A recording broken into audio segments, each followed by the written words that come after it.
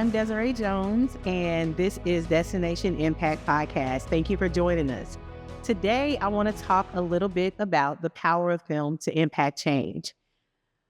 For years, I worked in the film industry, whether it was working on the corporate side in the film industry, working with studios through my agency, and I've constantly explored and had the opportunity to explore how film has been used as an instrumental way to impact change in the world that we live in.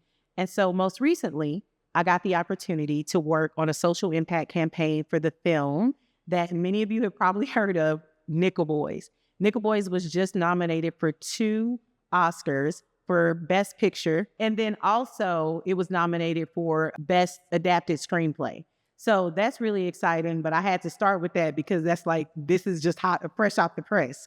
But that said, I've constantly gotten the opportunity to explore how film has been used throughout history to impact change and to really influence people in a powerful way. Having the opportunity to work on Nickel Boys was another chance to explore just how powerful the medium of film is. Over the past, I would say 4 months, we've worked closely with MGM Studios, digging into all that is Nickel Boys and the power that this story has in so many ways to impact our community as Black people, to explore the importance of capturing history and retelling history, because otherwise, a lot of these stories would not be told. So Nickel Boys, if you guys don't know anything about it, I'll give you a little bit of background. Nickel Boys centers on a story about a 100-plus-year-old reform school, which is a true event.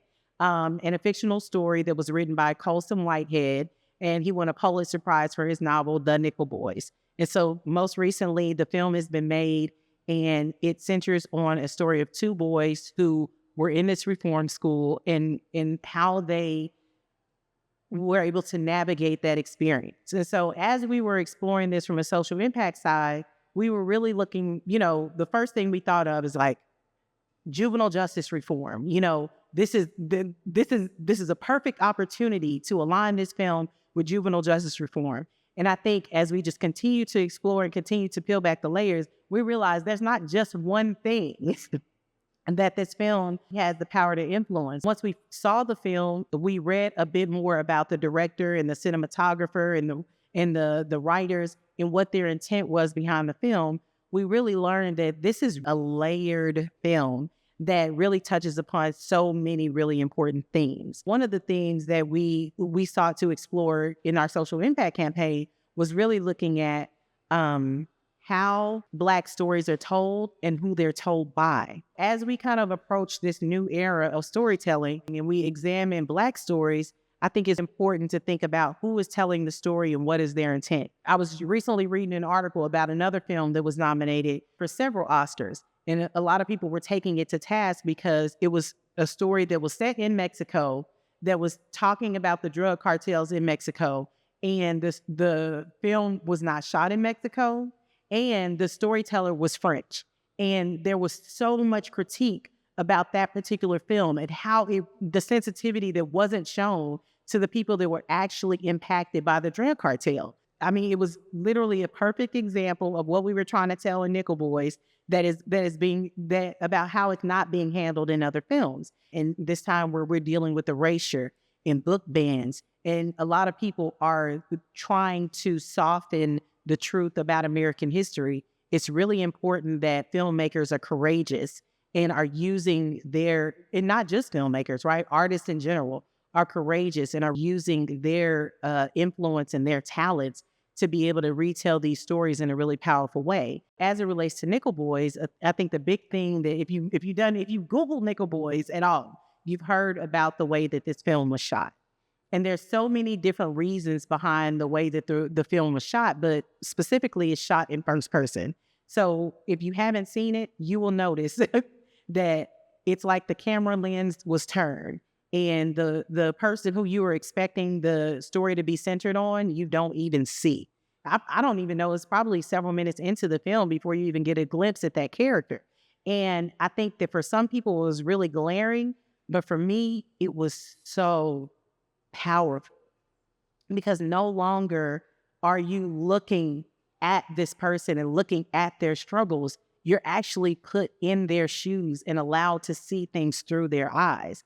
And I think that depending on, whether you are a film geek and you are deep into film and you understand cinematography, or you are just the average film lover, I think you can understand the symbolism behind how Black people specifically are viewed and how their stories are told, and the importance of shooting this film in a way that kind of just completely changed the way that you even imagine a story to be told. What was a difficult story to tell, it was a difficult story about the abuses that happened in this reform school, really had such a deep beauty and artistic view to it that I think that even for the average viewer, they could appreciate, but in some ways it made you feel very uncomfortable. And so when you think about the film and you think about its ability to really just change perspectives and revolutionize, storytelling and all of these other things, what you also realize is that no matter how much you take the trauma out of a story, there is still the ability to create like a sense of compassion and a sense of empathy based on just literally flipping the lens of the camera and showing it through the shoes of the person who is feeling and experiencing that trauma and that pain in the story. And so we, in a nutshell, we got to work on this film. It was amazing. We got to show it to HBCUs across the country. We created an interactive guide to really help them to understand the importance of the story and the layered approaches. But what was really exciting for us is that we got to shoot one of our first episodes with the director, RaMell Ross. And RaMell is a super smart guy.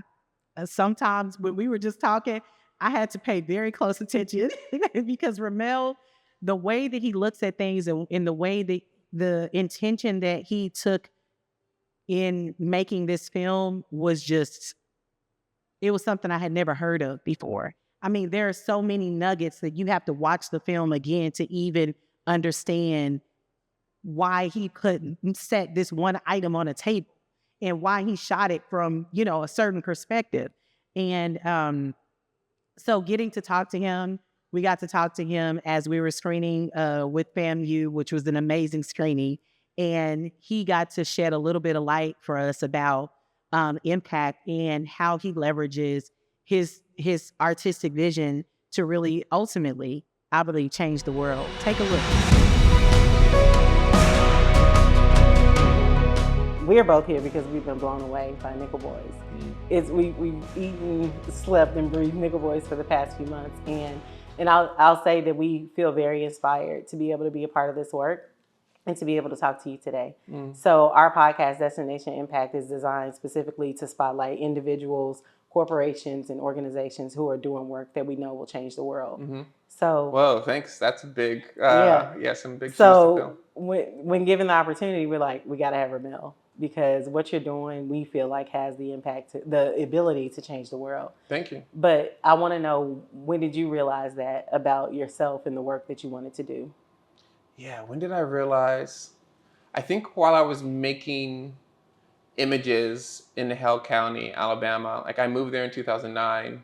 And when I moved there, I was already fairly fluent at making images be beautiful. And I was a photojournalist. I was a conceptual photographer, like an illustrative photographer. Like I'd done all these modes of image making. And I had gotten to Hale County and I started making images of my students. And I was just confronted with the problem of representation for the first time. And then starting to do my own research and studying photo history, I think I realized, and I think it's still true, that the majority of images, not only the majority of images across time of people of color, have been made by white folks, and why they were made was not the same reason that you make images of your family members. It didn't have the same touch, the same grace, the same patience, the same loving gaze, origin source of intent, but also that all of the images were utilitarian. Like all of the images had a very specific purpose, which with photography and film already reducing people to a two-dimensional plane, from a single point of view, having zero depth, maybe also exploring humanity while reproducing inferiority, like this really complex relationship. I was like, oh, what is an image that of people of color that is ambiguous? Like, what if the image has multiple narratives so that it's not easily consumed? And that just kind of sent me on essentially a mission to make images that were kind of had their own free will, that could just float in a person's imagination and be completed by them, so that the image is theirs as much as it is mine. No, that's wonderful. As you think about just the way that we see ourselves and the way that we're seen, how do you think that your work in changing that perspective creates like an ability for us to see ourselves in a different light? Yeah, I hope that it just makes us more conscious of what the reproduction of ourselves over time has added to the way in which we see each other. It seems like very, very, very conceptual, but I think I like to say, I don't know if I've ever seen a black man before. And then also, I think I've only seen a black man. Like that contradiction, that tension between, I know I've seen a person, I know that I'm a black man, but I think I'm someone else's black man. I'm not my own because I've been told I've been a certain way. So I've been embodying that myself, and that's constantly projected onto me. It's a space where I know, well, but what is the historical process? Like, how has photography and film contributed to my own ideas of myself, you know? And I think if we could have that reflexivity, it just gives us more freedom. Like, we just think of ourselves as being a category of understanding, which is to be a person of color. And we're deeply proud to be that. But simultaneously, this world has been built by people who inset people's minds with fiction that then becomes nonfiction. So how do we live in a world that is both, with intention and with reflexivity? Doesn't that kind of align with kind of the narrative of Black people are not a monolith? Yeah. And just people constantly reminding people, like, we are layered, we are different, we have different backgrounds. Yeah. Yeah. And it's so hard to, isn't it just difficult to talk about in general? Because it's like, I think one thing that I noticed, and this is from reading this book, Troubling Vision by Nicole Fleetwood, where she talks about Black icons, like iconicity.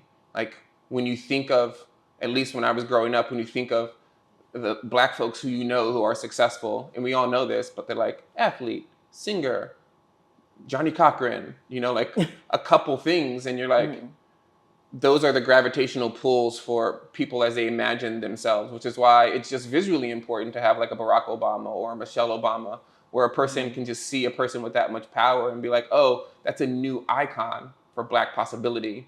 Right. And within the regular, the sort of normal gaze, the white gaze, the Eurocentric gaze, they have so many iterations of identity that they don't have icons, because it's everything. Right. Like, the possibilities are endless. They can be whatever they want to be because they've seen it all. Absolutely. Yeah, we have like certain things that we're trying to be because that's our relationship. And that, I think, is Black monolith, because it's, you know, we're everything in between, and we're also those, I guess. Right. And so as you were creating Nickel Boys and you were going on this journey, because we have to take a little time, when did you realize this is going to be different? Like, this is not just a film. I'm not just making a great film. I'm making a film that is going to be, that's going to change things. It's going to be impactful. Well, I'm unsure I knew it was going to be impactful until people who were watching the film after we had finished the first couple cuts started to speak so highly of it. I think from the writing process, Jocelyn Barnes and I, who was a co-writer and also a producer, knew that the gesture had value, but you don't know at what point in time that value is going to be, I hate to use like capitalist terms, but like cashed in by culture at large. Like, to make a film that's the default entryway into the narrative is a radical Black subjectivity. On the silver screen, you are inside of a person of color's body and they're looking down at their own, and you're forced to look down at their, like, that's not, that hasn't been done in the commercial space before. And that is enough, because what that does is it opens up the language for Black subjectivity and representation. And with that as the sort of working premise, all of the decisions we made, honestly, were made, at least in the writing process and treatment process, not assuming that we would make the film, because the ideas are so kind of ambitious that you don't imagine that the studio is gonna produce it, because the process of making the film is like, it's just tiny steps. It's not like, here's an adaptation, here's the money, here, shoot it then. It's like, let's see a treatment, 2 pages. We approve the treatment. Well, let's see an approach. We approve the approach. Let's go to a treatment. We approve the treatment. Let's go to a script. Let's have another script. Let's have another script. Okay, we approve that script. Let's see if we can find, like, it's so slow and long. I think to the benefit of myself and Jocelyn, we knew that what we wanted to do was really large scale, and we didn't assume that it would be made. So we just were imaginative as possible at each stage. So we didn't really know, until So it's like finished. you guys are just like, let's just do it and see what they say. Yeah, but also like the process has to be good for us. Right. Like, we're writing it because we're getting to think about the things that we want to think about and put them in conversation with other things we want to think about. And then we give it to them. Like, we had a good time and we learned about what we thought about X, Y, and Z by putting it down on paper and pulling these references and trying to put images together. So it was a very process-based process. Right. So as a marketer, while our work focuses on social impact, we're still marketers, right? So whenever we think about doing a social impact campaign, we're always looking for the call to action. Like, what do we want people to do after they see the film, after we share these extra materials? What do we want people to do? What was going through your mind as it related to how you wanted people to feel and what act you wanted to encourage after the fact?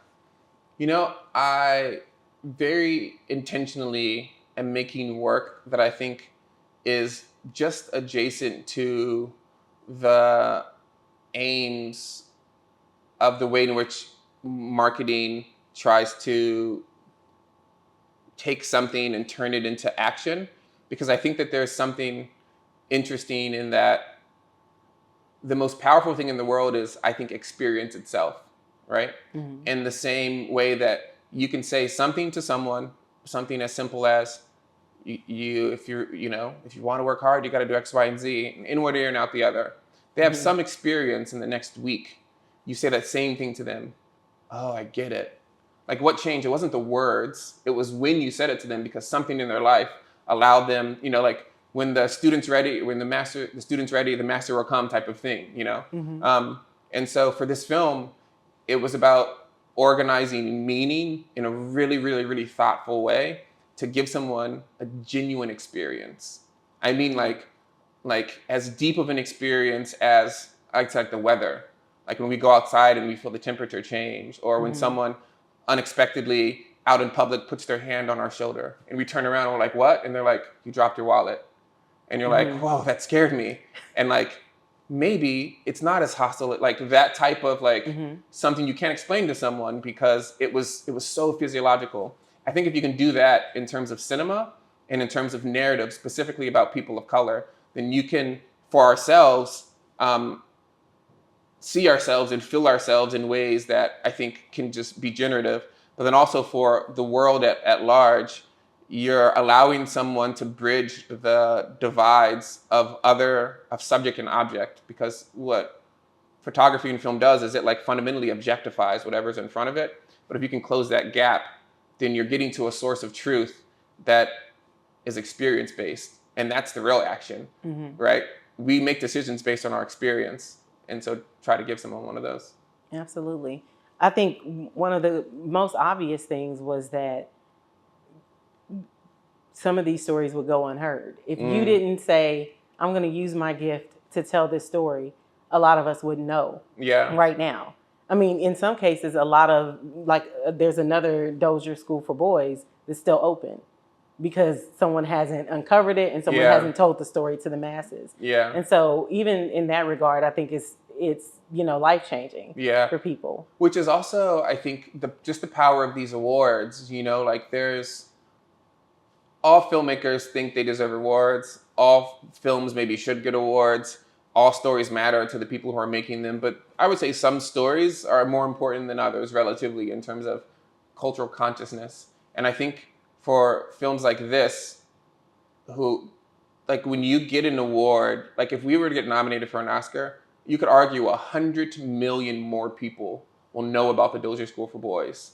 Like just knowing about it, like what is that, especially in a way that's visceral and experiential, like how does that affect culture? Like you can't even measure that because that call to action is dispersed among so many people across time, Right. So it's like, yes, you want the award because you want the highest, recognition for filmmaking, but then that the amplification there is like there's no greater amplification than for that to happen. Absolutely. Yeah. And so when you think about the films that you want to make from this point on, does it matter that they have this type of impact on people, on humans, on their mindsets, on the way that they see themselves, and the way that they care and advocate for others? I like that question because I don't know. I think all of the art that I've made has come from a very specific place of trying to make something as meaningful as possible. But I don't know how long that's sustainable. It's like exhausting, It's also, you're limiting your creative output, at least the creative output that's public facing. If you're always waiting, you're always making things with a specific type of urgency. Like I don't know. I think I would like for things to be as meaningful as possible. I think there'll always be meaningful, but I'm unsure if it's more meaningful than other people's films. But I don't know. It's a good question. Yeah, I mean, I think it definitely has the potential to be. Yeah. So last question. You're also a professor, and I'm sure you've engaged with tons of young people. There's some young person right now in our HBCU, with our HBCUs, that's going to see this film and it's going to make them want to devote their life to telling these types of stories. What do you say to that person? Yeah, I think I like lean on this, and I say it all the time, which is like students and young folks need to think about or figure out what their voice is via what their visual language is. Like everyone's taught how to read and write, but no one's taught how to make images or to read images. And we think we know how to make things, and we do, but those images are very illustrative. They're not as complex as our ability to write. And I think if people can find their personal poetic, which is a very specific way that they make meaning with images, I think that there's a relative revolution of image making. And I think it will expand our consciousness in a way that's not the way in which we're programming our consciousness now. I think like we're programming ourselves to be certain types of image makers because of the system of likes and the system of selfies, which are great, but our standards of beauties are still messed up. Like the image is so complex. We haven't dealt with the complexity of the single image, but yet we're making films that lessen the power of the single image to string it together for narrative purposes. It's like mind-boggling. Like science, we have no idea what the image is doing to our head. Right. Maybe we're not supposed to remember that way. Maybe our memory, maybe my mother is not supposed to be this two-dimensional image that I always come back to, and I rewrite that. Maybe I'm supposed to only be, and I don't even know what supposed to is, but maybe the way in which I'm supposed to remember my mother is through the smells and through my memory, and not through the technology of racism, We can't answer these questions because we don't necessarily think about them. And so finding your own personal poetic, I think, allows you to be in the conversation with the visual field in a way that's meaningful. Finding your own personal poetic. I'm going to put that on a shirt. Thank you so much, RaMell. We really appreciate you, and we appreciate the work that you're doing. And we want to see more of it. No, I appreciate it. Thanks for the interview, too. No, absolutely. This is like a good podcast. You know what I'm saying? Thanks.